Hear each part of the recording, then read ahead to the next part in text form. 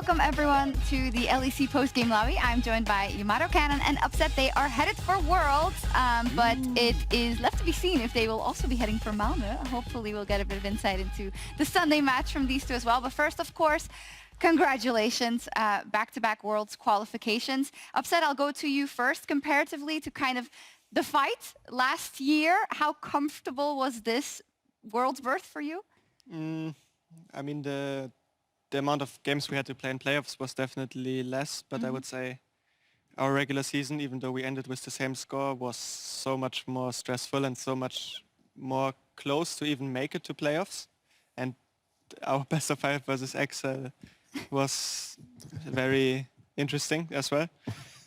So I wouldn't really necessarily say it was easier or worse, because last year I felt like we were also better than these teams, and usually in the best of 5 you can show that in playoffs if you're the better team that you can qualify. So I feel like, to be honest, this time it was more difficult because of the regular season, how everything was for our team. Okay, that's fair. Yeah, maybe less best of 5s, but the situation was completely different. Maybe Yamato can give his view on that, especially, I guess, in terms of the turmoil at the end of the split. Yeah, it's crazy. Like I've made playoffs with 7 wins, like in the past, and the fact that we needed to make 10 is just speaks for the story of the whole split. I think all the teams had moments where they were good, all moments when they were bad, and it was a roller coaster all till the end. And that's just the volatility of best of ones, because like some games, it's like you lose some games you aren't supposed to lose, and then you win some games you aren't supposed to win, and anything can kind of happen on the day, especially in a world where there's so many patches. I felt like every week the meta shifted, and that definitely made it a lot more difficult to be accurate. Okay, yeah, that makes a lot of sense. Upset, in terms of you getting to Worlds, did it in some world make it easier, knowing that you have what it takes to qualify for Worlds? Of course, very unfortunately, you weren't able to show what you got at Worlds, but was that in the back of your mind of like, hey, I know I'm supposed to be able to make it, so I should make it? Does that help at all? I've never really lacked belief in myself that I will make it to be able to qualify for Worlds, so I don't think it changed too much from last year. Yeah, I think that's fair enough. Talk to me about this matchup versus Misfits. They are dangerous at times because we know that they can team fight adeptly at times. Upset, what do you think the key to victory was from your side? It felt like we were very dominant in the early game. I think all our matchups, at least on bot, but probably across the map, were going well for us, and even was facilitating as well that everyone can play to the matchup aggressively, which we're very good at. So basically we just had to not play the team fights worse than them from a winning position every game, and that is kind of their strength, right? The team fighting with like a lot of frontline and carries, like hard carry champs on mid and AD. But I think our team kind of was too far ahead in the early game that they could show their strengths in the first and third game, and game 2 it was definitely very close. Yeah, it was. We had a Telestrator breakdown of like the Dragon fight in game 2, but specifically how the positioning seemed to be a bit tricky. Yamato, what's your view on that as a coach? I think, like generally speaking, I think Misfits, like the main prep was just how they posture as 5 around Dragons, and how they sacrifice almost everything to make sure that they're there. And I think in between that, there's an opportunity to get a lot of gold on side or make more educated decisions. Because even in the game 1, when we were super far ahead, sometimes they were overcommitting for those Drakes, and we managed to take 1 tower, 2 towers for it. And I think that accuracy was what kind of ballooned our lead so well in all of the 3 games. They overcommit 5 to make sure that they have that position, and then you can play around with the idea. Do you want to contest, or do you prepare for something else? And I think the boys did that very well today. Definitely did. I mean, a 3-0 scoreline, regardless of the hiccups, is of course fantastic. Yamato, 2 years ago, you started this adventure, of course, with Fnatic, and I remember talking to you at times, and you're like, okay, this is just so huge, and this is so important that we do so well. You now already made it to Worlds, right? How do you look back on the work you've done this year with the team, and what lies ahead? I think this year, definitely, the expectations that we set were very different than what we achieved. I think naturally, with the roster that we have, I think the only thing that makes sense in my mind is to win it all. We have made massive strides in terms of using the experience that we've had, and I think the difficult part about spring is that everything goes by so quickly, and then you have to adjust, and then there's meta things, and then there's issues that might rise up, and then with time you can work those things out. I looked at my history, and always in summer it feels like it's so much easier to execute because you know so much more about your players, you know so much more about the dynamic of the roster, and you can set things up to facilitate the personalities that you have on the team. So looking at what we have now and the form we have now, I feel very confident coming into the rest of the playoffs. I think it's definitely up for grabs, and nothing has changed. I still want to win it all. Yeah, I mean, we do talk about plot armor a lot, Upset, but you talked about how difficult the XL matchup was. How much of a page do you think you flipped in terms of getting that victory and now being very convincing here versus Misfits? Because, of course, you've qualified for Worlds, but the trophy is still waiting as well.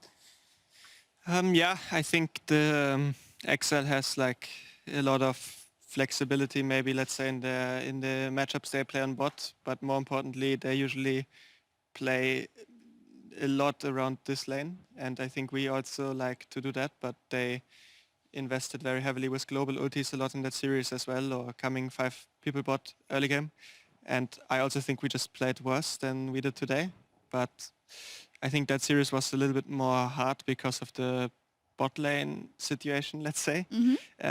But the other teams left in the playoffs, I feel like are a little bit less good at playing that way, maybe, to be very humble. Yeah. And I think that's why today looked a lot easier, because we were really able to play off our strengths more. I mean, so much also was your Kalista performance in game 1. I think we talked about it in Reddit check, looking at, okay, you haven't played Kalista since it was 2021 Summer Playoffs versus G2. Of course you can, but we were thinking, okay, is it going to come out in game 1? How much of a conscious decision was it to throw a spanner in the works, much like Excel actually did with the Nila last week, to get off to the right foot in this series with the Kalista?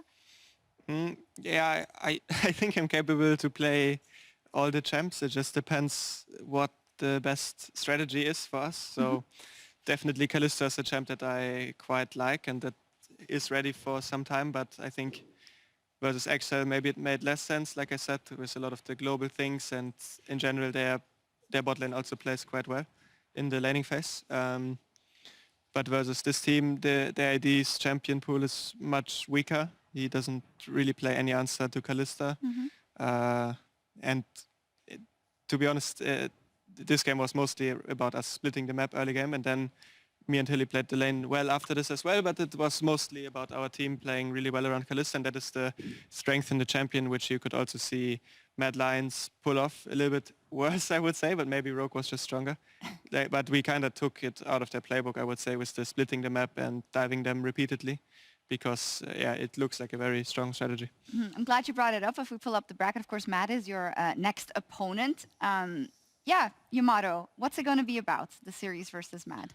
I think fireworks. Okay. Fireworks in the early game. I think later on, I think we have shown a lot of sharpness in terms of the macro, but I think both teams are willing to put it all on the line earlier on in the game. I think Mad Lions have shown strength with how they play with their mid-jungle and how they set up their invades. And this is something that we've been working on super much, which is visible in our games, I believe. So it's going to be an all-out brawl about who can hover first into spaces that matter. And I think no one's going to really let go. So I imagine every Raptor camp is going to be a fight. Every Gromp there's going to be a fight. Maybe even level 1 there's going to be late invades, there's going to be fights. And I'm all for it. Yeah, Razork was asked about a matchup versus Elyoya. They're good friends, but he's of course super excited, rating Elyoya very highly as well. I feel like getting on the right page and like the exact fits for Razork and the team seems to have been a key to unlocking, I think, the top heavy strike or the strength in general of Fnatic. Would you say that has been one of the biggest developments, Yamato? I think it's kind of hard to pinpoint one thing, but I think Ivan definitely has improved so much. Like it's insane how much better he plays. I think he has really found his footing in the current meta with the poppies, the trundles, and everything else.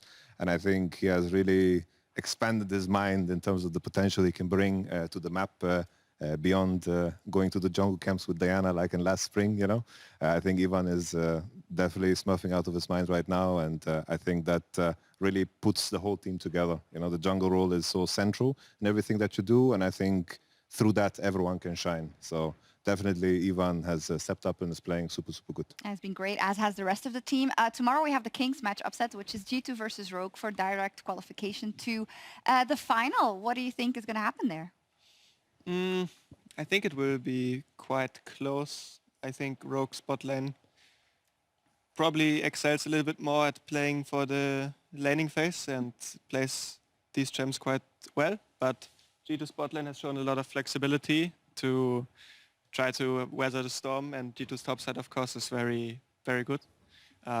So I think it will be quite close, and maybe a clash of styles or something to set a narrative. I don't know. Yeah, thank you. You written that down, producers? So yeah, it will be a fun series to watch, I think. Should hopefully be a fun series to watch indeed. But yeah, maybe Yamato, some closing words on Misfits. It's unfortunate you knocked them out, of course, but it feels like the players with the group that they had, they really pushed the boundaries of what they could do. I definitely thought, like at the beginning of the split, like in my Euphoria episode, I thought they wouldn't even make playoffs. Yeah. And they figured out a way. You know, they figured out an identity early, they stick to it. And I think they definitely did better than I expected. And then Misfits as an organization, they have so much history. Like I think back to 2017, you know, with Ignar and so forth. And, you know, their legacy is marked. It definitely is. Sure, yeah. You are all still building on your legacy and you're going to Worlds. Before we sign off, is there anything you'd like to say to the fans or whatnot or someone else? Yeah, definitely. I really want to thank my wife Paula, because it really hasn't been so easy last year's Worlds experience, and everything that came after it was honestly just a lot of pain, and it's of course really sad for me but also for her. And she supports me so much and is always there, even though it has been like very difficult at times. And I really just want to say thank you, and I love you so much. Oh, awesome. Thank you for doing that. And of course, much love goes out to Paula. Yamato, would you like to say anything? Well, I'm put on the spot, so I'm going to give a shout out to my girlfriend, Alena.